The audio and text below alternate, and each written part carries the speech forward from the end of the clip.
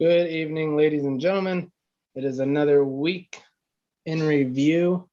I'm your host, Bobby. We got D's in the building, aka Steven. And we got a special guest, Mr. Ryan Vargas.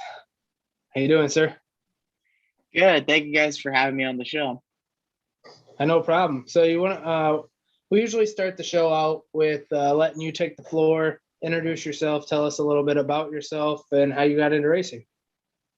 Yeah. So I'm Ryan Vargas. I drive the number 6 car for JD Motorsports. Our next race is Darlington. We'll be driving the Monarch Roofing throwback to Mark Martin. Got into racing when I was about 11 years old, which is pretty late for most drivers. Never was good at any other sports. I was actually laughably bad. And really, racing was just something I wanted to do. I always liked cars. Anything with 4 wheels and a motor, I was really into. So when the opportunity came about for me to drive race cars as a kid, it was a no-brainer for me. And we wound up, winning races and winning championships. And, as time's gone on, we've continued to move up and just, quietly progress through the ranks. And here we are today. So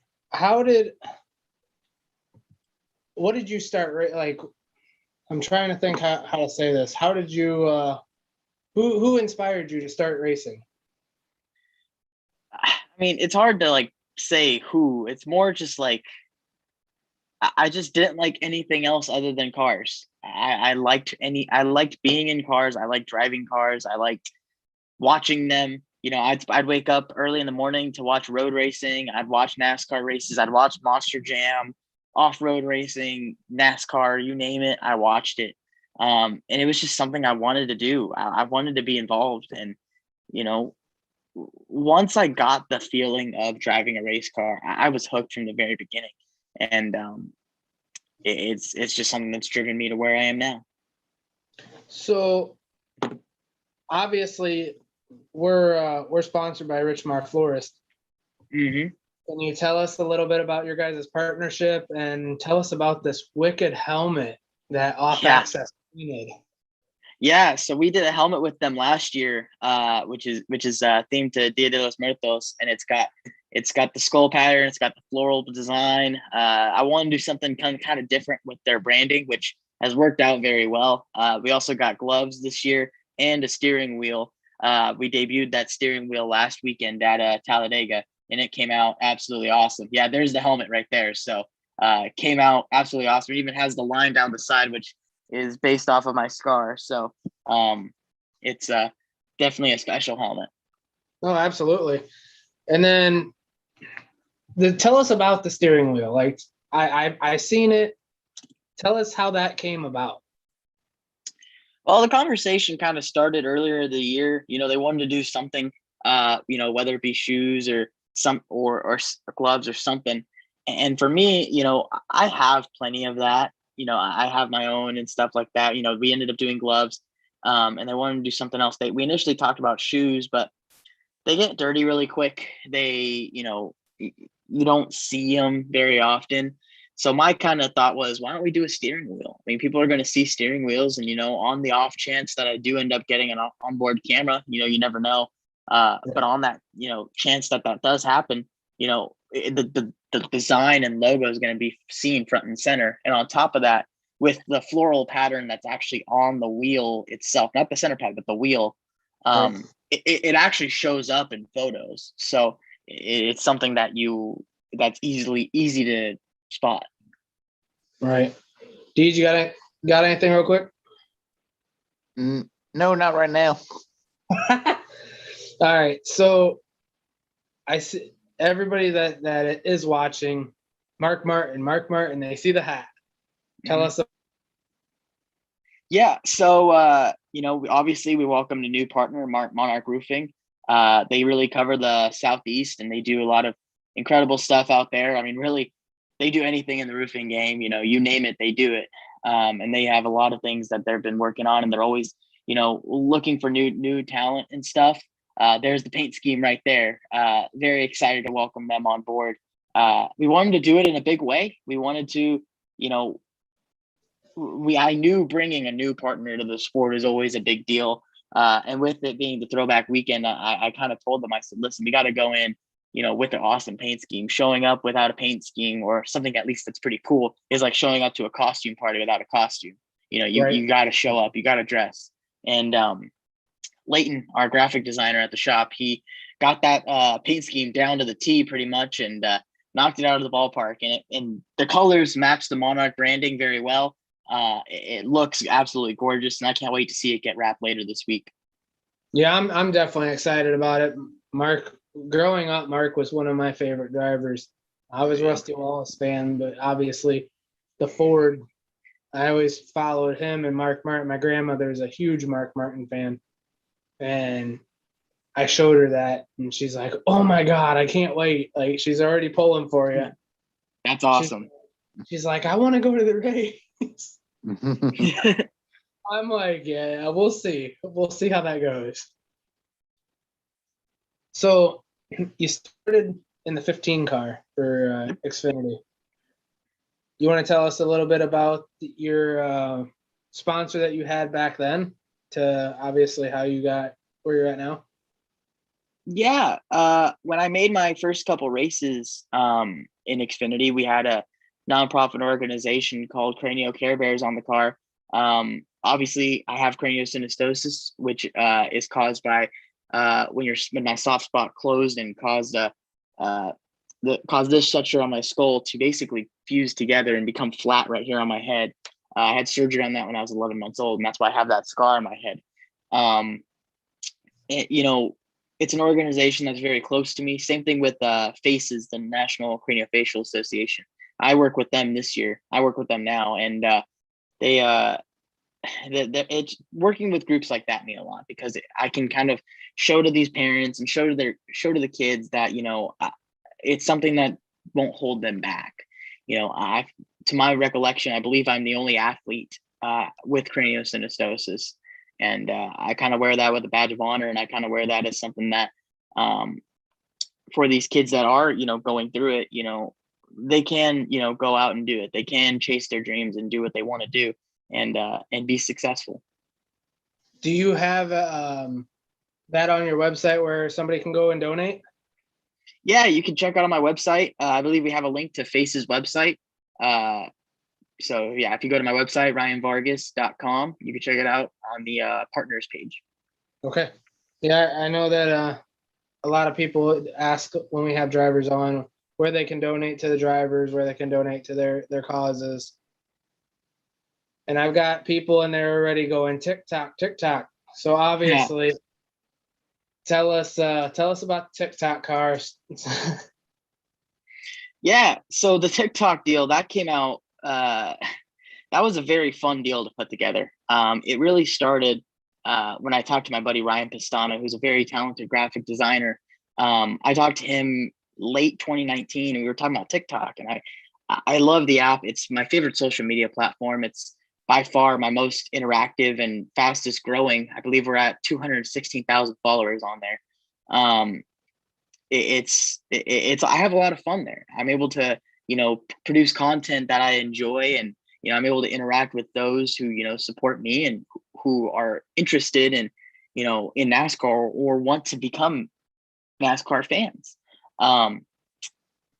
But as we were all kind of stuck inside during lockdown quarantine, kind of out of nowhere, he posted a render of what a TikTok car would look like. This was back in June.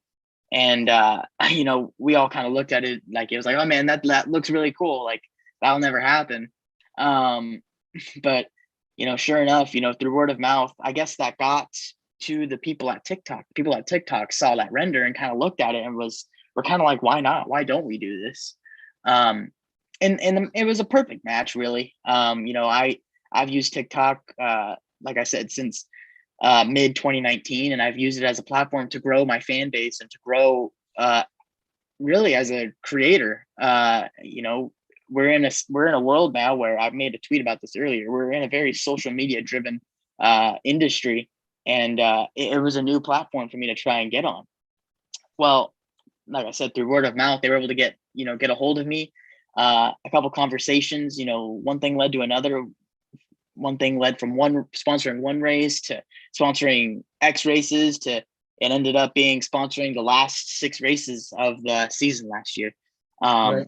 And we were able to bring TikTok, which is arguably one of the biggest partners to come into the sport in years, to the sport. That is something that I'll always kind of tip my cap on and be really proud of, because I did all those meetings on my own. I was in those meetings. I basically just had to sit down and kind of learn how to handle myself and manage myself. And it was something that was really, really, it was something that really just kind of, it put me through the ringer of what I needed to learn as a business person and as a marketing person who's trying to sell myself. Because at the end of the day, it's what makes the sport go round. It's what puts me in race cars. Right. But if there's ever a sponsor that, that fans want to get behind, although they're not on my race car right now, I mean, TikTok is them. They believed in me. I say this all the time, and I mean it. TikTok, they didn't have much to gain sponsoring me. Everyone knows who TikTok is, but they decided to sponsor me. A relatively, at the time, unknown name in the Xfinity series, and a smaller, family operated team in Johnny Davis Motorsports. They jumped on board and supported it and propelled us to the next level. We were able to finish in the top 10 at Texas and run up front at most of the races. And I think that's really important to look at, is that TikTok, they supported us, they believed in me, and I'm just really excited to see where that goes. Right. Now, tell us about Talladega. I know you didn't get the finish you wanted, but you led. You were out front, 38 to go, and I turned the race on with 40 to go, and next thing you know, I look up and Ryan's in first. I'm sitting there jumping up and down going, win this thing. Yeah, I wish the cautions would have played out a little better. We've just luck. We played the strategy of being there at the end, and we just kind of wanted to be safe. We've had a string of bad luck recently, not getting the finishes I think we deserve. We've had a lot of speed, but we just haven't had the results to show for it. And whether that be something mechanical or just something that's completely out of our control taking us out, we've had to kind of go in and be smart. And I'm telling you, these guys have worked incredibly hard to put some really incredible race cars together. And we went to Talladega, we led laps, and I think that's something that's definitely a big asterisk I'll put next to that race, is something that was pretty special to me. Right. I know that if you look at it, if the rain didn't show up and it didn't go under a red flag, but when it did, do you think you could have came back up front? Oh, 100%. I think we could have challenged for a top 15, maybe a top 10. I know we had the car capable of it. Like I said, just cautions fell at the wrong times. But I'm just so proud of that. Proud of our 6 team. They work so excruciatingly hard, and we all have each other's backs. I was literally at the shop today, just hanging out and, just hanging out with those guys, learning. And I was in there trying to help as much as I can and do whatever meetings I had today. But it's a really good group of guys at JD Motorsport, not just on the 6 team, but just overall. They all work really hard. It's a really close-knit group, and I'm very, very happy to be a part of it. Now, obviously, growing up, you were a Mark Martin fan, correct? Yes. Who, other than Mark Martin, who was your other favorite driver? I was going to say, I grew up more of a Jeff Gordon and Jimmy Johnson fan, but I did root for Mark. I got to watch Jimmy Johnson win his championships in 2013 and 2016. But before then, I really didn't watch NASCAR all too much. I just I watched NASCAR, but I didn't follow it like I did, Right. like I do. But I always knew the 48 and the 24 cars were always up front, and they were the cars I liked. And from day one, and I supported them all the way. So I'm trying to think. These help out a little bit here because I've got a lot. I've got questions. It's just I'm trying not to. Okay. So like in growing up, I was a Mark Martin fan also and a Rusty Wallace fan. But what inspired the Babylon look, the throwback for this weekend coming up? No, I mean, obviously we drive the 6 car, and me being a Mark Martin fan, I figured it'd be a lot of fun to kind of throw back to someone who, kind of put the 6 car in front of a lot of people. Mark Martin, obviously, he's probably most recognizable behind the wheel of the 6, and it is something that's pretty special to me to kind of run those colors and run that paint scheme, because I know it was a very successful era for Mark Martin, and yeah, I'm just really excited. Like I said, the NASCAR fan in me is excited. Definitely, and you look back at COVID started last year, obviously. What'd you take out of being able to interact with all the fans and have that interaction with everybody, and then all of a sudden COVID hit and you lose everything like that? How hard does it affect you? I mean, really, obviously it affected the at-track atmosphere, but everything else stayed the same. If anything, it got more exciting on social media. I'm more active on Twitter and Instagram and TikTok, and I'm more active on those platforms than I've ever been. And it's led to me kind of growing my fan base and meeting new people and making new friendships, honestly. And it's helped me open up to a whole new different industry, whether it be the social media side of, working directly with TikTok, to the esports side of working with, iRacing and space station gaming. So I've learned a lot during that time, but I've also think it was an important time for me because I was able to grow my reach in multiple industries. Now, what is your favorite paint scheme so far this season? My favorite scheme so far? Oh man, I literally just put out a tweet of all the schemes this year. It's hard to pick. They all look incredible. I mean, you look at the Swan car, the big squeezy car, the Matenex car, and now the Mark Martin car. And on top of that, then you got all the red cars. I've driven the KSDT and Hoseman cars and the SEM car. He just posted it 34 minutes ago. Yeah, I don't know. I don't have an answer for that, but I could tell you that they've all looked incredible. All right. So we asked this question last week to TJ. Mm-hmm. And I told him I was going to ask you if you came on the show. So here you are. If you guys had a chance to go to Bristol Dirt, would you have been excited, nervous, or what would your feelings be? Because obviously we thought the Xfinity Series was going to be running it.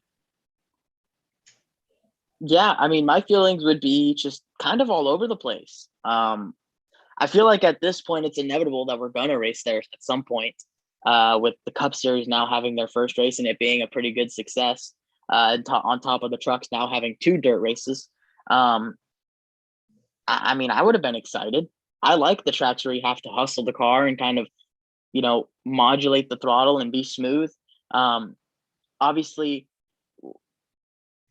one thing that people don't really talk about with, NASCAR races on dirt is that you don't drive them like dirt races. You still drive it like a stock car race. Those guys who went out and got rides and modifieds and late models, they still struggled because they tried to drive it like dirt cars. You have to drive it almost like a street stock. You have to drive it like it's like you're driving on pavement. And I mean, you saw Martin Truex Jr. drive it like essentially he was, racing at a regular pavement short track, just keeping the car straight, keeping it smooth, and laying the power down in a smooth fashion, and obviously was successful. So right, I would have been excited, and I would have been definitely interested to see how our cars would drive on that track. I know I voted for you for the eNASCAR series. This car, there you go. That car was really cool. Oh yeah, it came out really good. Now, what did you think of obviously, we'll talk a little bit about iRacing now, but what did you think about the chance to be able to run in that? And then how has iRacing been able to help you with the racing in general, since you guys don't get very much practice? Yeah, it was cool to be able to have an opportunity to get into the race. Hopefully we can get into one of them here soon. But iRacing has become kind of a tool for us. Me going to all these races with no practice or qualifying, and all these tracks I've frankly never been to. I'm going to all these races pretty much blind. So going onto my iRacing sim, although I'm not getting the feel and sensation of speed and the G loads, I'm still getting the sight lines, and I'm getting, close to where I need to be, in terms of, what I know. I'm able to see the lines I need to run. I'm able to understand, what's where I need to place the car, and so on and so forth. It gets me about 80% of where I need to be before I get in the car. The rest of the 20% is where I spend the first 20 laps of the race, Right. Learning the car and getting better. So iRacing's been a very valuable tool, and I'm going to definitely I'm definitely going to be using it a lot, as we get through the summer here. Now, if you're looking outside of the season, if you're looking to jump into a league, let us know over at Swift Motorsports. We're gonna have some pretty cool people out there running. Austin Hill races with them, so if you're interested in maybe jumping over there after the season, just for some fun races or something. Oh yeah, I'll definitely do it. I'm always looking for random leagues to hop into and do a couple races, one-offs. Now, I got signed by Starcom Racing. That's why you see me in the Starcom. Yep. It's been really cool being able to get into the sim. Obviously, I started out in NASCAR Heat. Started out first in ARCA Sim and then moved into NASCAR Heat. But you jump from NASCAR Heat to iRacing, and it's a totally different beast. Mm-hmm. How do you do any console gaming? Not much. I mainly just do iRacing. I do some, computer games, but mainly I invest a lot of my time in iRacing. I need to take more free time to play some video games, but no, I mainly just do iRacing. Yeah, I've actually enjoyed iRacing since I've been on it. I didn't think I was nervous about it. And now that I have everything, I don't have no rig like Denny Hamlin. I know you don't either. I say, that's hard to come by. $40,000 for your rig is crazy. I mean, yeah. But he actually probably gets that G load and all that with his sim. Yeah, I mean, well, you get the motion. I know a lot of the manufacturer sims, they simulate G load through, airbags and stuff like that. So that's probably the closest you'll get to driving a real race car is through a manufacturer sim. I've never done it, but I'd love to one day. Right. Now, we have our league that we're in with NASCAR Heat, and Charlie Langenstein and Seat Time Driving School came out with, if you win the championship, that you get a driving experience or go into a driving school. Nice. Dees has a shot at getting it on Wednesday. There you go. And I got it in the Cup Series already. It's just something that I've never been behind a real race car, so I'm super excited to do it. Any pointers that you can give us, champions that have won? Any pointers around either Charlotte or Bristol? Man, just be smooth. That's the big thing. You got to be smooth with everything. You never want to make any erratic moves with your hands or with the pedals, because then you start offsetting the car, and that's where you start losing control. So smooth hands, smooth feet. That's my biggest one. And don't be like Jimmy Johnson and go whipping around the corner and heading inside a wall like it's over. Exactly. We know Dees does that a lot. Oh yeah. So what do you do outside of like when NASCAR season's over, what do you do outside of racing? Work to prepare for the season ahead. I entered this year pretty much with no sponsors, and now we've been able to land sponsorships throughout the year. So we still have a lot of sponsorship opportunities open, to sell, which is something that I have worked a lot on. And it's not easy by any means, but it's basically what consumes my life. I probably should take more free time, but I just don't. I like working.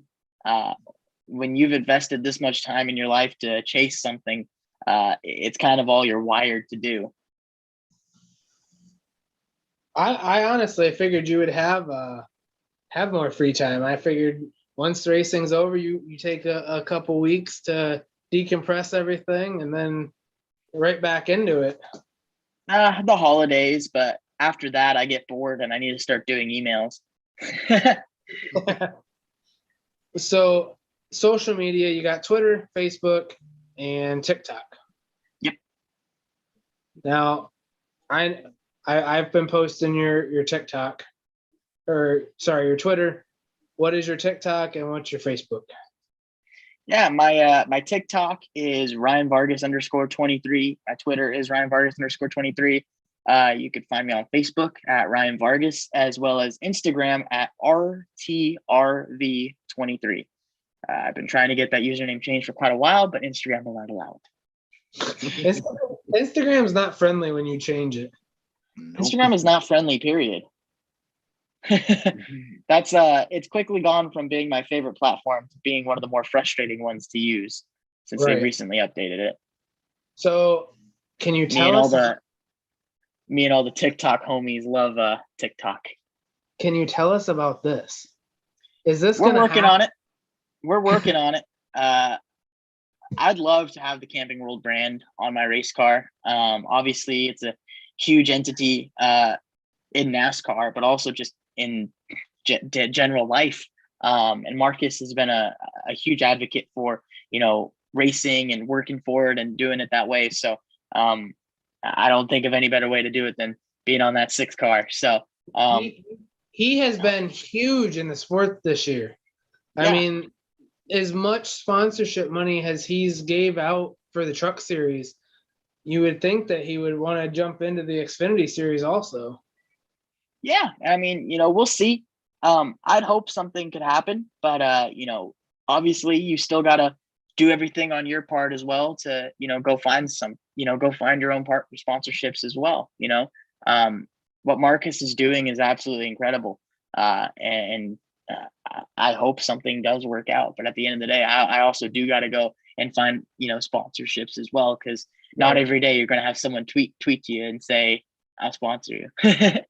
So are we going to see a Rich Mark Flores car this year? I'd love to have them on board the race car. We still are in talks of doing something at some point this year. But right now we're still kind of working out those details. And guys, here's that wheel. Yeah, there it is. Awesome. Sorry about that. Yeah, that wheel came out incredible. Very, very happy with that. The folks at MPI did an incredible job getting that put together. They did. It's absolutely amazing. So, Ryan, I know you're extremely busy. So we're gonna let you get back to everything that you're doing. Deez and I are gonna talk about the league. That way you don't have to sit there and listen to us about league racing.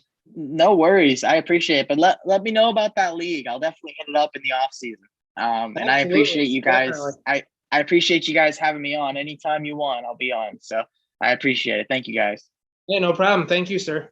No problem. Awesome.